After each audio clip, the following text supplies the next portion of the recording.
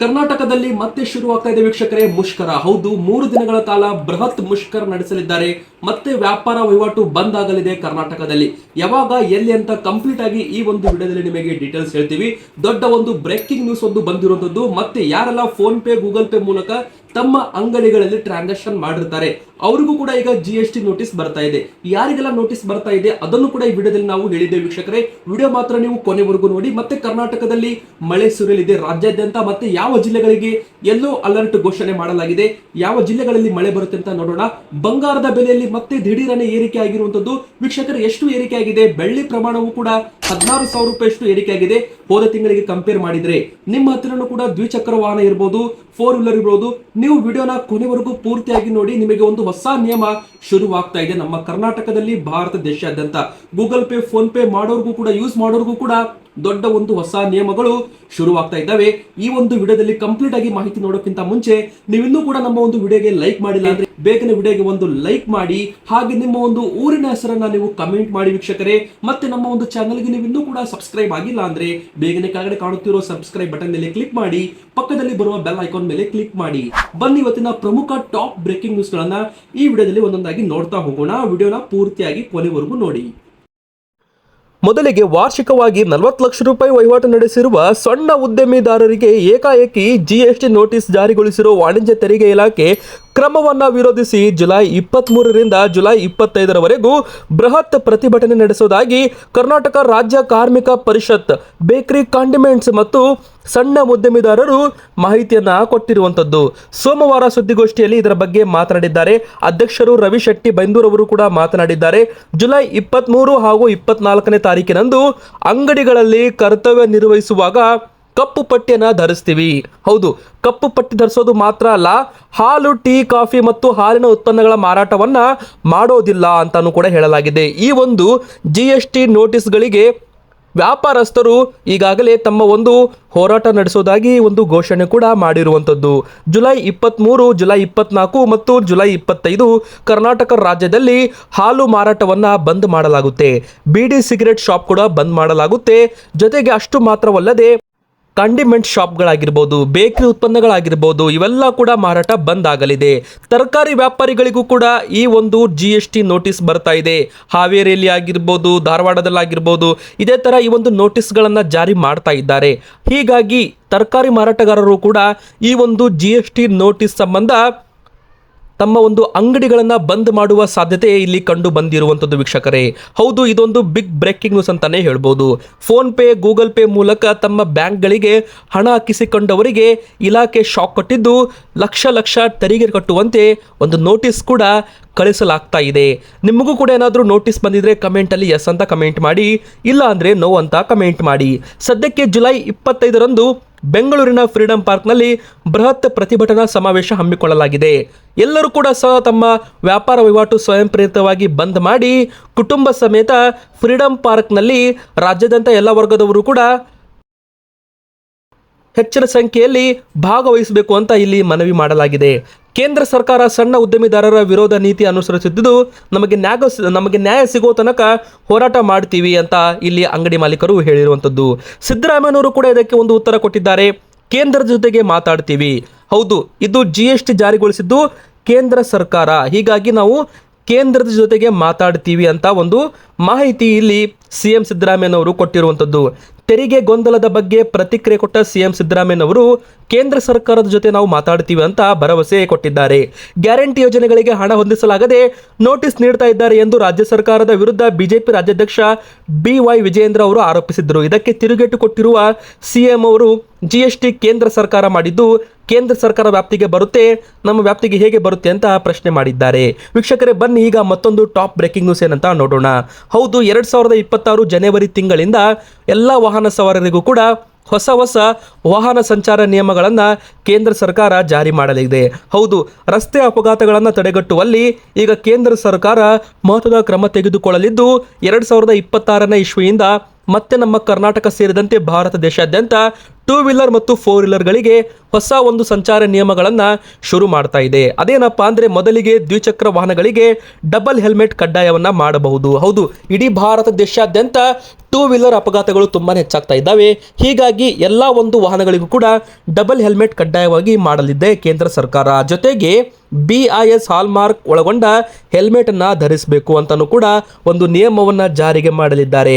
ಅಷ್ಟು ಮಾತ್ರವಲ್ಲದೆ ಕಂಪನಿಗಳು, ಈಗ ಬೈಕ್ ತಯಾರು ಮಾಡುವ ಕಂಪನಿಗಳು ಕೂಡ ವಾಹನ ಕೊಡುವಾಗ ಕಡ್ಡಾಯವಾಗಿ 2 ಹೆಲ್ಮೆಟ್ ಕೂಡ ನೀಡಬೇಕು ಅಂತ ಇಲ್ಲಿ ಒಂದು ಮಾಹಿತಿ ಕೂಡ ಕೇಂದ್ರ ಸರ್ಕಾರ ಎಲ್ಲ ಕಂಪನಿಗಳಿಗೆ ಕೊಟ್ಟಿರುವಂಥದ್ದು ವೀಕ್ಷಕರೇ. ಮತ್ತೆ ಇನ್ನು ಮುಂದೆ ಯಾರಾದರೂ ಚಿಕ್ಕ ಮಕ್ಕಳನ್ನ ಬೈಕ್ ಮೇಲೆ ಕೂರಿಸಿಕೊಂಡಾಗ ವಾಹನ ಸಂಚಾರ ನಿಯಮ ಉಲ್ಲಂಘನೆ ಮಾಡಿದರೆ ದುಪ್ಪಟ್ಟು ದಂಡ ಬೀಳುತ್ತೆ, ಹುಷಾರ್. ಹೌದು, ತುಂಬ ಜನರು ತಮ್ಮ ಬೈಕ್ನಲ್ಲಿ ತಮ್ಮ ಮಕ್ಕಳಿಗೆ ಕರೆದುಕೊಂಡು ಹೋಗುವಾಗ ಸಂಚಾರ ನಿಯಮವನ್ನು ಉಲ್ಲಂಘನೆ ಮಾಡ್ತಾರೆ. ಇದರಿಂದ ಸಂಚಾರ ನಿಯಮ ಉಲ್ಲಂಘನೆ ಆಗುತ್ತೆ, ಆದರೆ ಇಲ್ಲಿ ದಂಡ ಒಂದು ಬೀಳಲ್ಲ, 2 ದಂಡ ಬೀಳುತ್ತೆ ಅಂತ ಹೇಳಲಾಗಿದೆ. ಹೌದು, ಹೊಸ ನಿಯಮ ಅಂತಾನೆ ಹೇಳ್ಬೋದು. ನಮ್ಮ ಕರ್ನಾಟಕದಲ್ಲೂ ಕೂಡ ಮಕ್ಕಳೊಂದಿಗೆ ವಾಹನ ಚಲಾಯಿಸುವಾಗ ಪೋಷಕರು, ಇತರ ಕುಟುಂಬ ಸದಸ್ಯರು, ಶಾಲಾ ಬಸ್ಸುಗಳು ನಿಯಮಗಳನ್ನ ಪಾಲಿಸ್ತಾ ಇಲ್ಲ. ಇದನ್ನ ಪರಿಗಣಿಸಿ ದಂಡವನ್ನು ದ್ವಿಗುಣ ಮಾಡುವ ಪ್ರಸ್ತಾಪ ಮಾಡಲಾಗಿದೆ ಎಂದು ವರದಿ ಕೂಡ ಆಗಿರುವಂಥದ್ದು.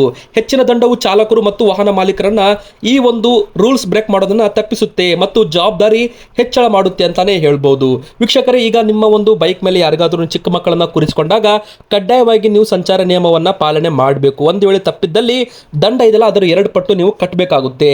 ಬನ್ನಿ ಈಗ ಮತ್ತೊಂದು ಬಿಗ್ ಬ್ರೇಕಿಂಗ್ ನ್ಯೂಸ್, ಮತ್ತೆ ಒಂದು ಮಹಿಳೆಯರಿಗೆ ಶಾಕಿಂಗ್ ನ್ಯೂಸ್. ಹೌದು, ಬಂಗಾರದ ದರ ಮತ್ತೆ ಬೆಳ್ಳಿ ದರದಲ್ಲಿ ಭಾರಿ ಪ್ರಮಾಣದಲ್ಲಿ ಇಲ್ಲಿ ಏರಿಕೆ ಆಗಿರುವಂಥದ್ದು ವೀಕ್ಷಕರೇ.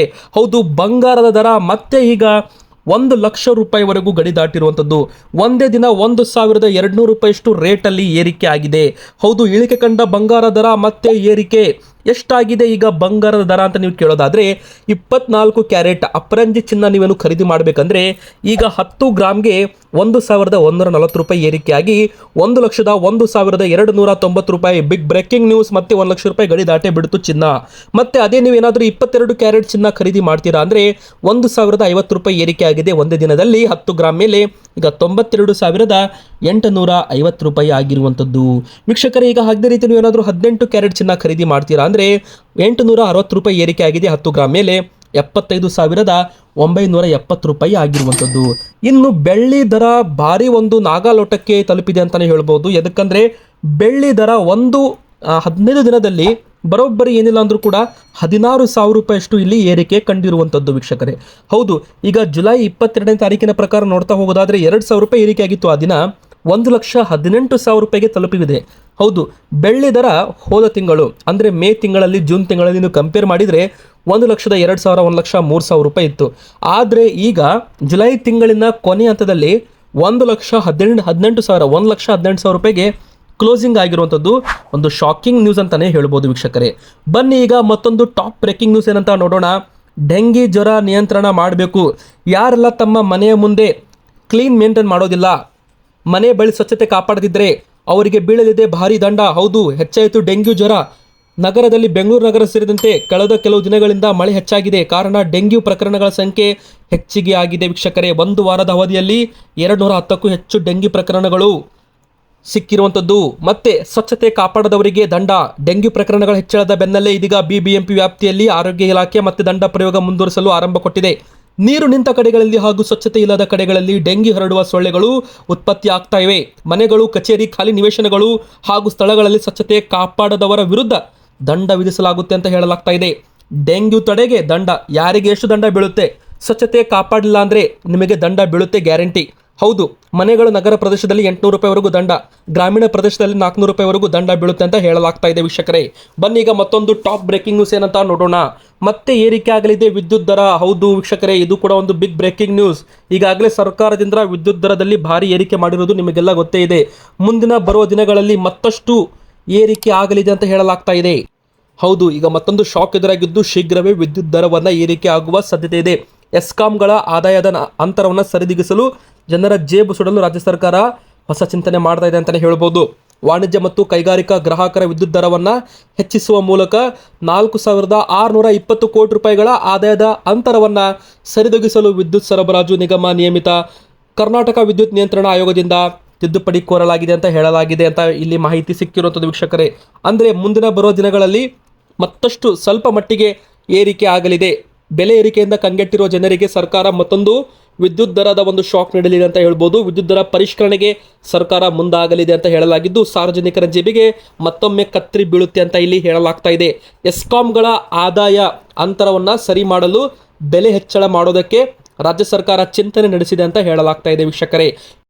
ಮತ್ತೆ ಕರ್ನಾಟಕದಲ್ಲಿ ಶುರುವಾಯಿತು ಮಳೆ ಅಬ್ಬರ. ಹೌದು ವೀಕ್ಷಕರೇ, 7 ಜಿಲ್ಲೆಗಳಿಗೆ ಆರೆಂಜ್ ಅಲರ್ಟ್ ಘೋಷಣೆ ಮಾಡಲಾಗಿದೆ.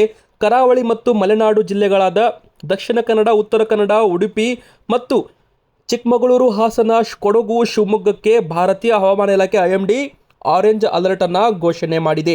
ಈ ಜಿಲ್ಲೆಗಳಲ್ಲಿ ಭಾರಿ ಮಳೆ ಆಗುವ ಸಾಧ್ಯತೆ ಇದ್ದು 30-40 ಕಿಲೋಮೀಟರ್ ಗಂಟೆ ವೇಗದ ಗಾಳಿಯೂ ಕೂಡ ಬೀಸಲಿದೆ ಅಂತ ಹೇಳಲಾಗಿದೆ. ಆರೆಂಜ್ ಅಲರ್ಟ್ ಕೂಡ ಘೋಷಣೆ ಮಾಡಲಾಗಿದೆ. ನಿಮ್ಮ ಊರಲ್ಲೂ ಕೂಡ ಮಳೆ ಬರ್ತಾ ಇದ್ರೆ ನಿಮ್ಮ ಊರಿನ ಹೆಸರನ್ನ ಕಮೆಂಟ್ ಮಾಡಿ. ಮೈಸೂರು, ಮಂಡ್ಯ, ಚಾಮರಾಜನಗರ, ಯಾದಗಿರಿ, ರಾಯಚೂರು, ಕಲಬುರಗಿ, ಹಾವೇರಿ, ಧಾರವಾಡ, ಬೀದರ್ ಮತ್ತು ಬೆಳಗಾವಿ ಜಿಲ್ಲೆಗಳಿಗೂ ಕೂಡ ಅಲರ್ಟ್ ಅನ್ನು ಘೋಷಣೆ ಮಾಡಲಾಗಿದ್ದು 1 ವಾರದವರೆಗೂ ಮಳೆ ಸುರಿಯಲಿದೆ ಮತ್ತೆ ಮೋಡ ಕವಿದ ವಾತಾವರಣ ಇರಲಿದೆ ಅಂತಾನೆ ಹೇಳಬಹುದು. ಇವತ್ತಿಗೆ ಇಷ್ಟ ಆಗಿತ್ತು. ನಾವು ಕೊಟ್ಟಿರೋ ಮಾಹಿತಿ ನಿಮಗೆ ಹೇಗೆ ಅನಿಸ್ತು ಅಂತ ನಿಮ್ಮ ಅನಿಸಿಕೆ ನೀವು ಕಮೆಂಟ್ ಮಾಡಬಹುದು. ವಿಡಿಯೋಗೆ ಲೈಕ್ ಮಾಡಬಹುದು ಇಷ್ಟ ಆದರೆ. ಹಾಗೆ ನಮ್ಮ ಚಾನಲ್ಗೆ ನೀವು ಸಬ್ಸ್ಕ್ರೈಬ್ ಆಗಿಲ್ಲ ಅಂದರೆ ಬೇಗನೆ ಸಬ್ಸ್ಕ್ರೈಬ್ ಮಾಡಿ. ಪಕ್ಕದಲ್ಲಿ ಕಾಣಿಸುತ್ತಿರುವ ಬೆಲ್ ಐಕಾನ್ ಕೂಡ ಒತ್ತಿ.